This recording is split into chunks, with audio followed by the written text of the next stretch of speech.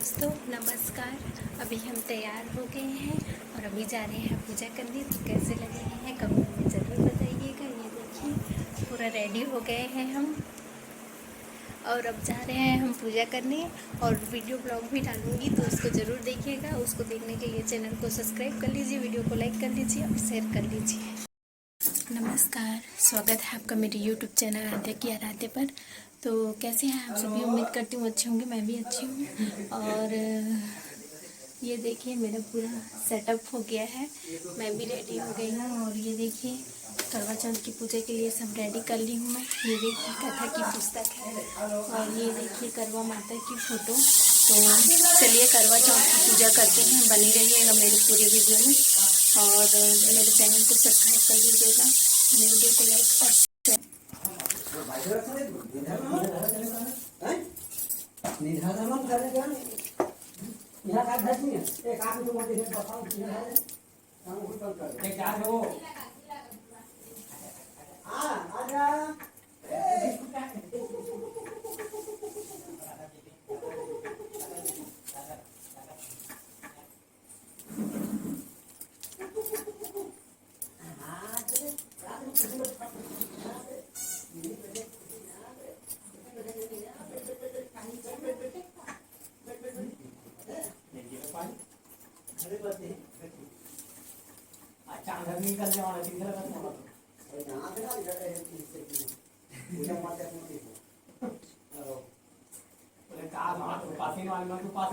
ऐसे तो 8:30 के आसपास निकल जाती शाम से 8:30 अब आगे का निकल गई। हाँ हाँ हाँ भाई मार्केट निकल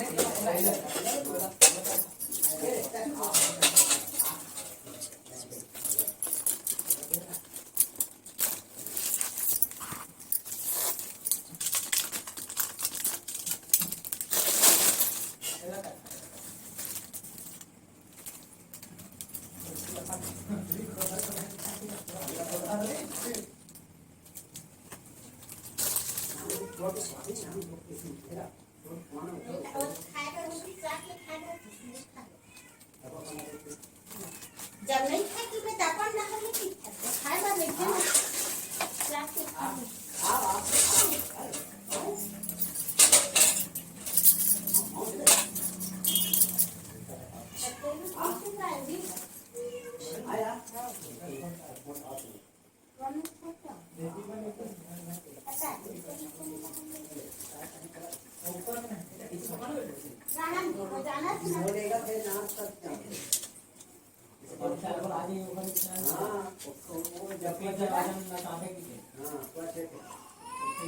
ओम नमः शिवाय सर्वार्थाय सौभाग्यं संतनि शुभां प्रवच्छ भक्ति युक्तानां नारीणां हरवल्लभे।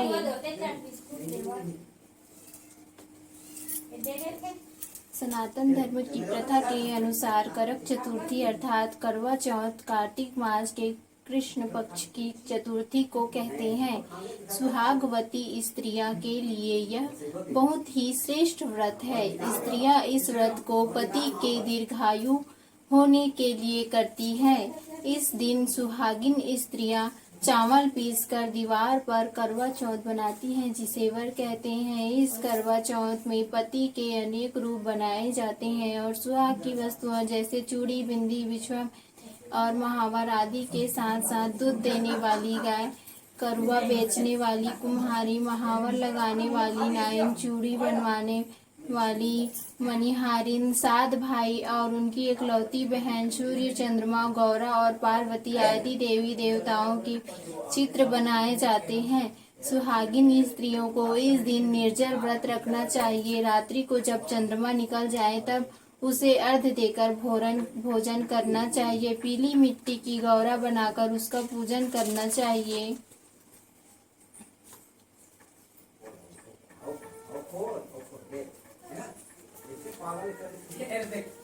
करवा चौथ व्रत कथा प्रथम कहानी। मांधाता कहने लगे कि जिस समय अर्जुन नीलगिरी पर तप के लिए चले गए तो उनके पीछे द्रौपदी खिन्न होकर चिंता करने लगी कि अर्जुन ने बड़ा कठिन कर्म प्रारंभ कर दिया है, किंतु विघ्न डालने वाले शत्रु अनेक हैं। इस प्रकार चिंता करके श्री कृष्ण जी से सब विघ्न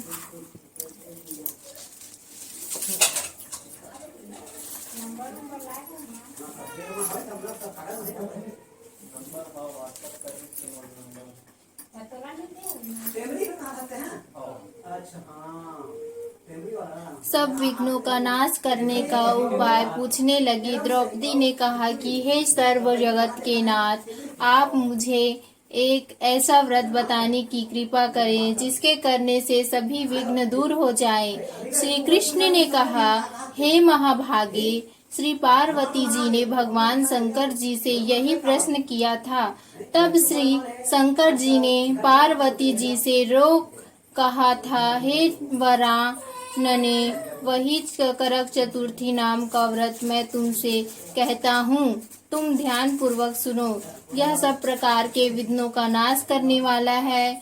श्री पार्वती जी ने कहा, हे भगवान, वह करक चतुर्थी का व्रत कैसे किया जाता है तथा विधान क्या है? यह पहले भी इस व्रत को किसी ने किया है? शंकर जी बोले, पार्वती, अनेक प्रकार के रत्नों से शोभायमान, चांदी और सोने के भवनों से भरे, विद्वान पुरुषों से सुशोभित, लोगों को वश में करने वाली, दिव्य स्त्रियों से शोभायमान, जहाँ पर सदैव ही वेद ध्वनि होती है, ऐसे स्वर्ग से भी मनोहर, परम रमणीक शुक्रपरथपुर में एक वेद शर्मा नामक ज्ञानी ब्राह्मण रहता था। उसकी पत्नी का नाम लीलावती था। उसको महापराक्रमी 7 पुत्र और संपूर्ण लक्षणों से युक्त वीरावती नाम की एक कन्या उत्पन्न हुई। उसकी आंखें नीलकमल के समान और मुख चंद्रमा के समान था। उसके विवाह के योग्य समय आ गया था। जाने पर वेद शर्मा ने एक वेद शास्त्र के ज्ञाता विद्वान ब्राह्मण के साथ उसका विवाह कर दिया। इसके पश्चात वीरवती ने अपने भाइयों की पत्नियां समेत गौरा का व्रत किया। फिर कार्तिक कृष्ण चतुर्थी के दिन व्रतोपवास कर सायं काल में स्नान कर सभी से भक्ति भाव से वट वृक्ष का चित्र बनाकर उसके नीचे शंकर जी, गणेश जी और स्वामी कार्तिकेय के साथ पार्वती जी का चित्र बनाया और ओम नमः शिवाय इस मंत्र के गंध, पुष्प और अक्षतादि से गौरी जी का पूजन किया। फिर शिव जी, गणेश जी तथा षडानन का अलग अलग पूजन करती हुई पकवान, अक्षत दीपक से युक्त 10 करवा और गेहूं के पिसान और गुड़ से बने हुए पकवान तथा और भी अनेक प्रकार के फलादि भोज्य पदार्थों को अर्पण करके अर्घ्य देने के लिए चंद्रोदय की प्रतीक्षा करने लगी। इसी बीच वीरवती बाला भूख प्यास की पीड़ा से मूर्छित होकर पृथ्वी पर गिर पड़ी। तब उसके सब भाई बांधव रुदन करने लगे। फिर वीरवती का मुख धोकर पंखे से हवा करके उसको ढांढस बांधने लगे कि अब चंद्रमा उदय होने ही वाला है। उसका एक भाई चिंता युक्त होकर एक महान वट वृक्ष पर चढ़ गया। बहन के प्रेम से दुखी भाई ने जलती हुई लुकारी लेकर चंद्रमा के उदय होने का बहाना कर दिखाया। वीरवती ने चंद्रमा का उदय जानकर दुख का त्याग करके विधि विधान से अर्घ्य देकर भोजन कर लिया। इस प्रकार व्रत के दूषित हो जाने के कारण उसका पति मर गया। तब वीरवती ने अपने पति को मरा हुआ देखकर पुनः शिव जी का पूजन 1 वर्ष तक निराहार रहकर किया। वर्ष के समाप्त होने पर करक चतुर्थी का व्रत उसकी भौजाइयों ने किया। वीरवती के ने भी पूर्वोक्त विधान से व्रत किया। जब उस दिन देव कन्याओं के साथ इंद्राणी वहां करक चतुर्थी का व्रत करने के लिए स्वयं स्वर्ग से वीरवती के पास आई, तब वीरवती ने इंद्राणी से सब बातें पूछी।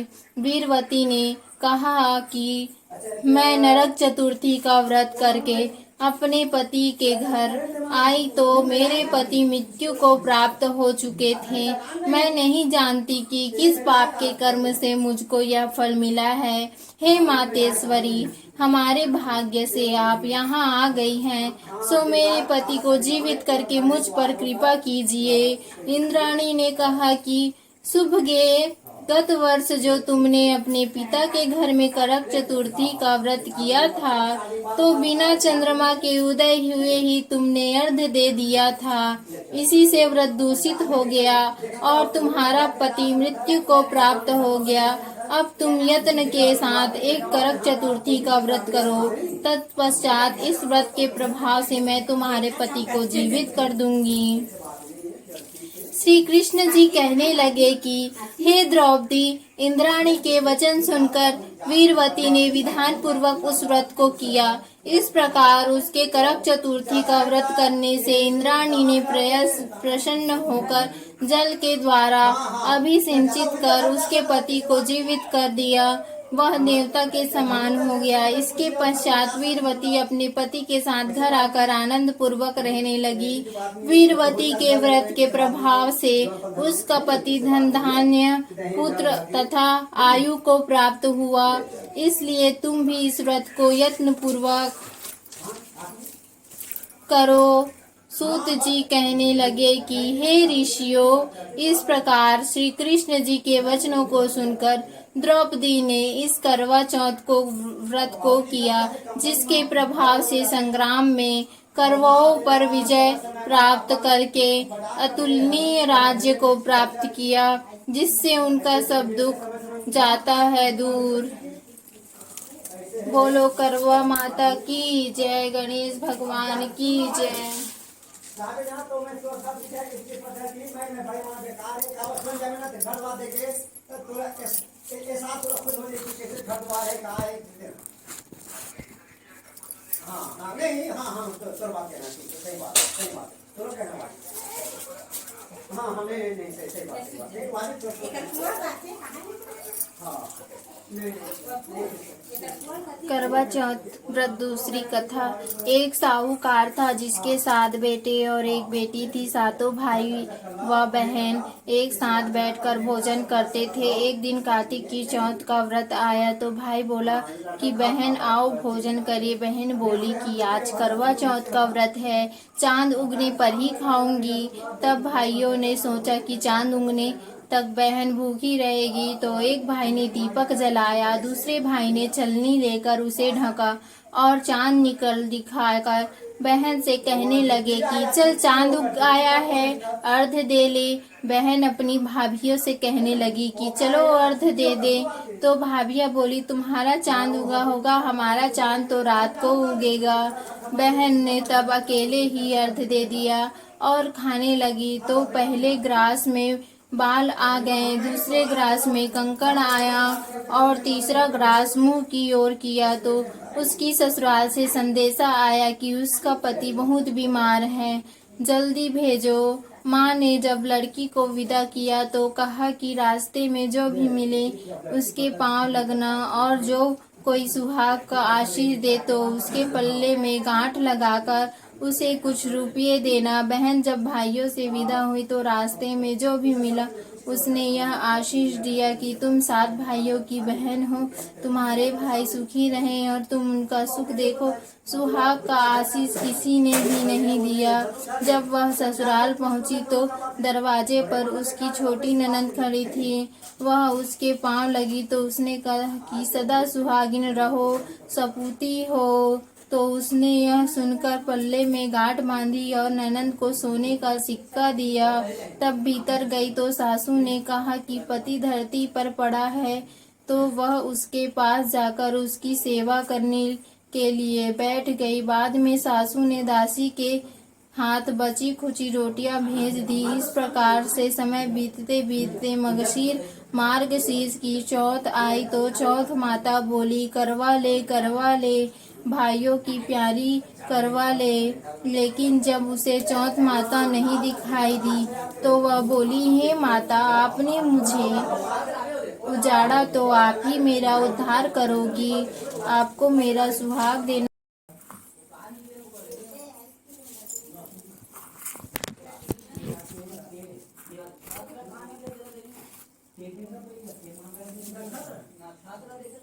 दुख जा दूर परे, ओम जय करवा माता, रहे सुहागन हमेशा ऐसी हर नारी।